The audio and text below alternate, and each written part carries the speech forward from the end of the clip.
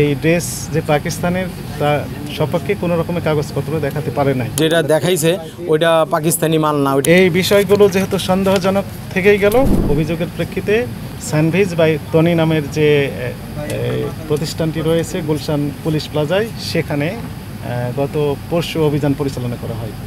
তো সেখানে অভিযান পরিচালনা করার পর ওই প্রতিষ্ঠানের ম্যানেজার এবং অ্যাসিস্ট্যান্ট ম্যানেজার সাহেব সহ অন্যান্য যিনারা ছিলেন এই ড্রেস যে পাকিস্তানের তা সপক্ষে কোনো রকমের কাগজপত্র দেখাতে পারে নাই।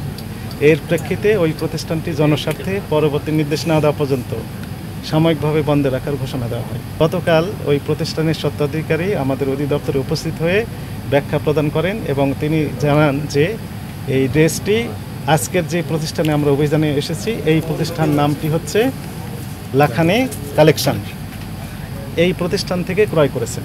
তাহলে সেই ক্ষেত্রে আমাদের এখন দায়িত্ব এসে দাঁড়ালো যে আসলে এই লাখানি কালেকশন সেই ড্রেসটি বিক্রি করেছে কিনা, আর যদি বিক্রি করে থাকে তাহলে কোথা থেকে কালেকশন করেছেন অর্থাৎ ক্রয় করেছেন সেটি আসলে পাকিস্তানি কিনা। কিছু কিছু ব্ল্যাঙ্ক ক্যাশ মেমো আমরা পেয়েছি, মানে ব্ল্যাঙ্ক না অর্থাৎ পুরাতন ক্যাশ মেমো আমরা কিছু কালেকশন করেছি, সেখানে এই প্রতিষ্ঠানের নাম ঠিকানা স্পষ্ট কিছুই লেখা নেই, ইভেন কন্ট্যাক্ট নাম্বারও নেই। এই সবগুলো সন্দেহজনক কার্যক্রম।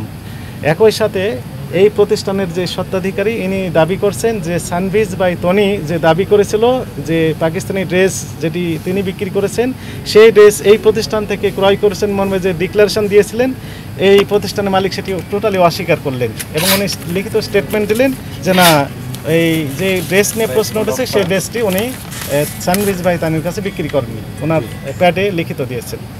তাহলে এখানে অনেক কোশ্চিন আমাদের কাছে দেখা দিল। এই বিষয়গুলো যেহেতু সন্দেহজনক থেকেই গেল, আর এনার কার্যক্রম অনেকটা সন্দেহজনক, সব কিছু মিলে এই প্রতিষ্ঠানের সকল প্রকার কার্যক্রম জনস্বার্থে পরবর্তী নির্দেশ না দেওয়া পর্যন্ত বন্ধ রাখার ঘোষণা দেওয়া হলো।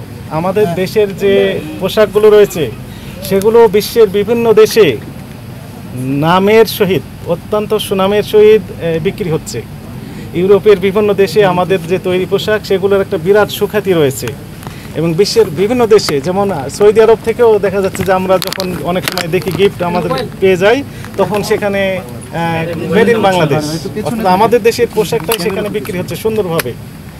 তো তাহলে আমরা যদি বিদেশি নাম করে আমাদের দেশের পোশাকটাই বিক্রি করি, এগুলো হবে দুঃখজনক বিষয়। কেন আমরা আমাদের নিজস্ব ব্র্যান্ড সেগুলোকে প্যাট্রোনাইজ করছি না, সেগুলোকে কেন আমরা অ্যাফোর্ড করতে পারছি না? আমাদের কোশ্চেনটা এখানেই। তো বিদেশে যদি হয়ে থাকে তাহলে অবশ্যই ইম্পোর্টের যে কাগজ সেগুলো অবশ্যই থাকবে এবং যার কাছ থেকে ক্রয় করছেন উনি স্পষ্ট লিখে দিবেন যে এই দেশ থেকে এটি ক্রয় করা। কিছু কাগজ দিচ্ছি, আরও কাগজ দেবো যেগুলি আমি ইম্পোর্ট করা এবং ওটার বিল অফ এন্ট্রি আছে, ভ্যাট ট্যাক্স দেওয়া আছে, ওগুলো কাগজ নিয়ে বলছেন ওটা যেতে যে কালকে নিয়ে যাবো। না, উনি আমার এখান থেকে ক্রয় করছে পাকিস্তানি মাল, কিন্তু উনি যেই মালটা নিছে এবং যেটা দেখাইছে ওইটা পাকিস্তানি মাল না।